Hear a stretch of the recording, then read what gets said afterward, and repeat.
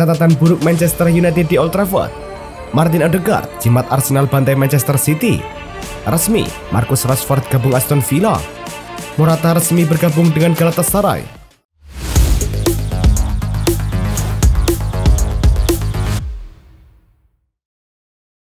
Halo Soccer Mania, kembali lagi di Blessing Soccer News. Kali ini kami sudah siapkan berita-berita terbaru seputar dunia sepak bola. Tentunya untuk kalian semua, selamat menyaksikan.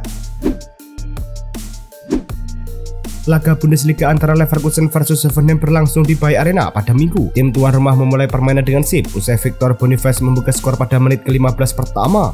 Keunggulan Leverkusen bertambah hanya 4 menit berselang via Jeremy Frimpong. Keunggulan Leverkusen 2-0 bertahan sampai jeda. Leverkusen menciptakan gol ketiganya hanya 5 menit babak kedua. Bola rebound disambar Patrick Schick untuk mengubah skor berubah menjadi 3-0.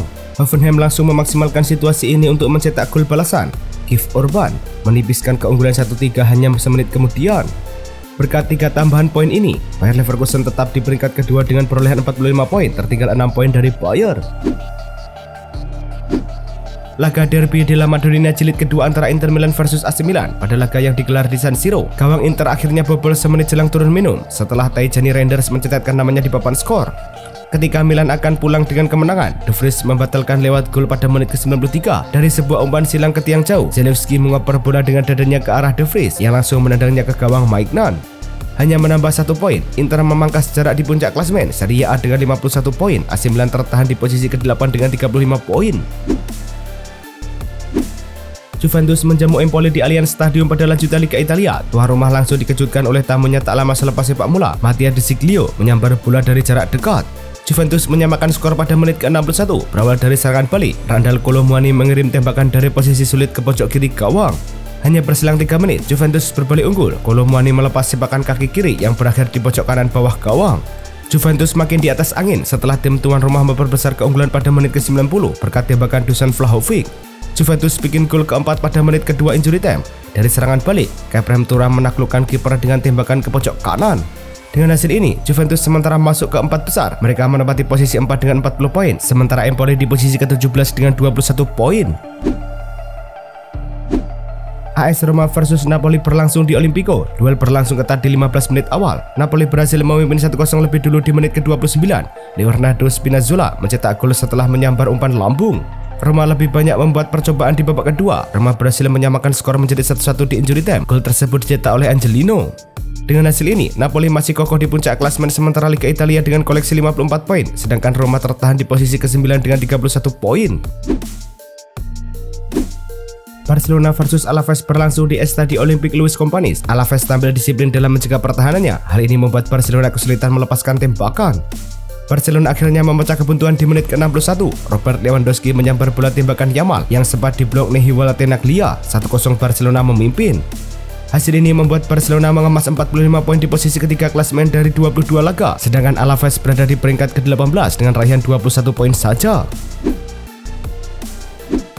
Laga MU versus Crystal Palace digelar di Stadion Old Trafford. Kedua tim bermain imbang tanpa gol sepanjang babak pertama. Crystal Palace membuka keunggulan di menit ke-64. Bola rebound diselesaikan Mateta dengan suntikan dari jarak dekat. Serangan balik Crystal Palace memberikan pukulan telak lainnya. Mateta memperbesar keunggulan tim tamu menjadi 2-0 di 2 menit terakhir waktu normal. Alhasil, MU kembali ke peringkat ke-13 klasemen dengan 29 poin dari 24 pertandingan. Di bawah Crystal Palace di peringkat ke-12 dengan 30 poin. Tottenham Hotspur melawat ke markas Brentford pada pertandingan yang digelar di JT Community Stadium. Tottenham bermain agresif sejak menit awal dan mereka membuka skor pada menit ke-29 lewat gol bunuh diri Vitaly Janelt. Tottenham akhirnya menggandakan keunggulan pada menit ke-87 lewat Pepe Matarsar. Dia dengan dingin menempatkan bola melewati sela kaki Vladimir Maassen. Tottenham kini berada di peringkat ke-14 klasemen Liga Inggris dengan 27 poin dari 24 laga. Brentford tertahan di posisi ke-12 dengan 31 poin dari 24 laga. Arsenal versus Manchester City berlangsung di Emirates Stadium. Arsenal tampil agresif sejak menit pertama. Pasukan Mikel Arteta tampak fokus memburu kemenangan sesudah memimpin 1-0 di menit kedua lewat Martin Odegaard. Manchester City menyamakan skor menjadi 1-1 di babak kedua pada menit ke-55. Erling Haaland merobek gawang Arsenal lewat sundulan. Gol tersebut dengan cepat dibalas oleh Arsenal lewat tembakan Thomas Partey di menit ke-57. Bola yang dilepaskan dari luar kotak penalti. Arsenal memperbesar keunggulan menjadi 3-1 di menit ke-62. Kali ini gol dicetak oleh Miles Lewis Skelly dengan menuntaskan assist Declan Rice. Manchester City makin remuk di markas Arsenal. Havertz membawa Arsenal memimpin 4-1 di menit ke-76 lewat golnya usai menuntaskan serangan balik. Arsenal membuat gol penutup di injury time. Gol Ethan Nwaneri berhasil membuat Arsenal menang 5-1 di akhir laga. Kemenangan ini menjaga posisi Arsenal di peringkat kedua klasemen Liga Inggris, mengekor Liverpool dengan selisih 6 poin, sementara Manchester City tertahan di peringkat keempat. Arsenal menunjukkan performa luar biasa dengan mengalahkan Manchester City 5-1. Ini adalah pertama kalinya sejak 2003 Arsenal mencetak lebih dari 4 gol dalam satu pertandingan melawan Manchester City. Setelah mengalami 15 pertandingan tanpa kemenangan melawan Manchester City, Arsenal kini tidak terkalahkan dalam 4 pertemuan terakhir dengan rincian 2 kemenangan dan 2 hasil imbang.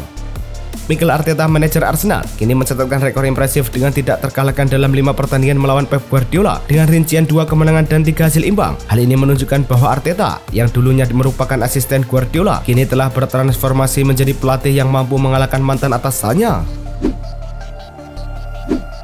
Martin Odegaard terus menunjukkan performa gemilang di Premier League musim ini dengan catatan belum pernah kalah dalam 22 penampilan terakhirnya bersama Arsenal. Pemain asal Norwegia ini telah menjadi sosok vital bagi tim, terutama ketika Arsenal mengalami kesulitan. Tanpa kehadirannya, The Gunners hanya mampu meraih 1 kemenangan dari 4 pertandingan terakhir dengan rincian 1 imbang dan 2 kekalahan. Statistik ini menunjukkan betapa pentingnya Odegaard dalam menjaga konsistensi dan performa tim. Selain itu, Odegaard kini telah menyamai jumlah gol yang dicetak oleh Mesut Ozil di Premier League, yaitu 33 gol. Setelah mengalami serangkaian hasil buruk, Tottenham Hotspur akhirnya meraih kemenangan di Liga Premier Inggris dengan mengalahkan Brentford 2-0 pada pertandingan yang berlangsung di Stadion Tottenham Hotspur. Hasil yang juga melegakan Tottenham dan terutama sang manajer Cengiz Postecoglou, sebab Tottenham sudah 7 pertandingan terakhir di liga tanpa kemenangan setelah terakhir mengalahkan Southampton 5-0 pertengahan Desember. Selain itu, Tottenham cuma meraih 1 imbang dan 6 kekalahan, termasuk 4 kekalahan beruntun. Alhasil, Tottenham yang sempat berada di papan atas terjun bebas mendekati papan bawah. Manchester United mengawali awal musim yang sangat mengecewakan di Premier League dengan 7 kekalahan dari 13 pertandingan kandang yang telah mereka jalani. Ini merupakan jumlah kekalahan terbanyak yang mereka alami pada tahap ini dalam sejarah liga, menyamai catatan buruk yang terjadi pada musim 1993-1994. Dalam pertandingan terbaru melawan Crystal Palace, Manchester United kembali gagal mencetak gol, menandai untuk pertama kalinya dalam sejarah Premier League mereka tidak mampu mencetak gol dalam 4 pertandingan berturut-turut melawan satu lawan. Hasil ini semakin memperburuk catatan mereka. Tijjani Reinders telah mencatatkan namanya dalam sejarah AC Milan dengan menjadi pemain Belanda kelima yang berhasil mencetak setidaknya 10 gol di Serie A. Dengan pencapaian ini, Reinders bergabung dengan legenda-legenda sepak bola Belanda seperti Marco van Basten, Clarence Seedorf, Ruud Gullit, dan Frank Rijkaard. Momen bersejarah ini tidak hanya menunjukkan kemampuan individu Reinders, tetapi juga menegaskan kontribusinya terhadap kesuksesan tim di liga domestik yang kompetitif. Pencapaian ini menjadi sorotan di kalangan penggemar dan analis sepak bola yang melihat Reinders sebagai salah satu bintang masa depan AC Milan. Dalam pertandingan La Liga yang berlangsung pada 2 Februari 2025, Lamine Yamal mencatatkan prestasi luar biasa dengan melakukan 21 dribble, di mana 11 diantaranya berhasil diselesaikan. Ini menjadikannya sebagai pemain Barcelona dengan jumlah dribble terbanyak dalam satu pertandingan La Liga sejak musim 2005-2006, mengalahkan rekor sebelumnya yang dipegang oleh Lionel Messi yang melakukan 20 dribble melawan Mallorca pada April 2007. Penampilan Yamal yang mengesankan ini tidak hanya membantu Barcelona meraih kemenangan tipis 1-0 atas Alaves, tetapi juga membuatnya dinobatkan sebagai man of the match berkat kontribusinya yang signifikan di lapangan. Bek timnas Indonesia Messi Girls akhirnya kembali merebut usai diturunkan sebagai pemain pengganti di laga Go Ahead Eagles vs FC20 di lanjutan Eredivisie 2024-2025. Di laga tersebut, bek berusia 23 tahun itu masuk pada menit ke-70 dan gagal membawa FC20 menang atas Go Ahead Eagles usai bermain imbang 2-2. Tampil selama 20 menit di waktu normal, Messi Girls mendapat rating 6,4 dari SofaScore usai membuat 3 sapuan dan melepaskan 9 operan sukses. Di pekan ke-21 Eredivisie 2024-2025, Tom Haye tampil sebagai starter dan tampil selama 62 menit saat Almere City menjamu RKC Waalwijk. Di laga ini, gelandang berusia 29 tahun itu gagal membawa Almere City meraih kemenangan usai dibekuk dengan skor 1-4 oleh RKC Waalwijk. Selama 62 menit tampil, Tom Haye tercatat membuat 2 tembakan, 1 umpan kunci, 2 sapuan, 2 tackle, dan melepaskan 12 operan sukses dari 14 percobaan sehingga mendapatkan rating 6,9. Pratama Arhan turut bermain pada pertandingan Bangkok United versus Nakhon Ratchasima. Pratama Arhan bermain sejak menit pertama hingga pertengahan babak kedua. Ia ditarik keluar pada menit ke-63 dan digantikan oleh Pirapatna Jaya. Melansir Flashscore, Pratama Arhan mendapatkan rating sebesar 7,4 dan jadi yang tertinggi ketiga di skuad Bangkok United. Ini jadi kali kedua secara beruntun Arhan masuk ke daftar 11 pertama Bangkok United di laga Thailand musim ini. Total Arhan sudah mendapatkan kesempatan bermain dalam 5 pertandingan bersama Bangkok United. Pada laga lainnya, Asnawi Mangku Alam turut membantu Port FC mengalahkan pemuncak klasemen sementara Buriram United. Port FC menumbangkan Buriram United dengan skor tipis 1-0 berkat gol Chainawat Wongchai di menit ke-25. Asnawi Mangku Alam bermain penuh pada pertandingan malam ini dan membantu timnya menang. Asnawi mendapatkan rating sebesar 7,2 pada pertandingan kali ini. Kemenangan hari ini sangat penting mengingat lawan yang dihadapi merupakan pemuncak klasemen sementara. Dengan hasil ini, Port FC memangkas jarak dengan Buriram United yang ada di peringkat kedua. Mateus Cunha telah resmi memperpanjang kontraknya dengan Wolverhampton Wanderers hingga Juni 2029. Kontrak baru ini juga mencakup klausul rilis yang akan berlaku mulai musim panas mendatang, memberikan kesempatan bagi klub-klub lain untuk merekrutnya jika mereka memenuhi syarat yang ditetapkan. Cunha kini memastikan masa depannya di Molenbeek setelah menunjukkan performa yang mengesankan dengan mencetak 11 gol dalam 23 penampilan liga musim ini. Keputusan ini diambil setelah negosiasi yang cukup panjang di mana Cunha menunjukkan komitmennya untuk tetap bersama Wolves meskipun ada tawaran dari klub lain. Eintracht Frankfurt telah mengaktifkan klausul opsi beli dalam kontrak Arthur Thiet, bek asal Belgia yang saat ini bermain untuk Rennes. Menurut laporan terbaru, klub Bundesliga tersebut telah menyepakati biaya transfer sebesar 16 juta euro yang terdiri dari 13 juta euro sebagai biaya dasar ditambah 3 juta euro dalam bentuk bonus yang dapat dicapai. Thiet menjadi incaran beberapa klub besar Eropa, namun Frankfurt berhasil mengamankan tanda tangannya dengan kontrak jangka panjang hingga 2029. Keberhasilan ini juga menandai langkah strategis klub untuk memperkuat lini pertahanan mereka. Pemain tengah muda Italia Cesar Casadei telah resmi bergabung dengan klub Serie A Torino setelah menyelesaikan transfer permanen dari Chelsea. Kesepakatan ini dilaporkan bernilai 15 juta euro dengan tambahan klausul penjualan sebesar 15% yang akan menguntungkan Chelsea di masa depan. Proses transfer ini ditangani oleh Epic Sports Italy dengan semua dokumen resmi diselesaikan setelah kesepakatan dicapai. Dengan kembalinya Casadei ke Italia, diharapkan ia dapat berkontribusi secara signifikan bagi Torino dan mengembangkan karirnya lebih lanjut. Manchester United telah mengumumkan secara resmi bahwa mereka telah menyelesaikan transfer Patrick Dorgu dari klub Serie A Lecce dengan biaya awal sebesar 30 juta euro ditambah potensi bonus hingga 5 juta euro. The Red Devils pun langsung memberikan kontrak jangka panjang kepada Dorgu. Pemain berpaspor Denmark itu diikat hingga musim panas 2030 plus opsi perpanjangan 1 musim. Kedatangan Dorgu tentunya menjadi angin segar bagi Red Devils. Dorgu dianggap sebagai pemain sempurna untuk memenuhi kebutuhan taktik pelatih kepala Ruben Amorim, khususnya di posisi wingback kanan. Striker Italia Andrea Belotti telah mencapai kesepakatan verbal untuk bergabung dengan Benfica dari klub Serie A Como. Kesepakatan ini merupakan pinjaman hingga bulan Juni 2025, di mana Benfica akan menanggung seluruh gaji Belotti selama masa pinjamannya.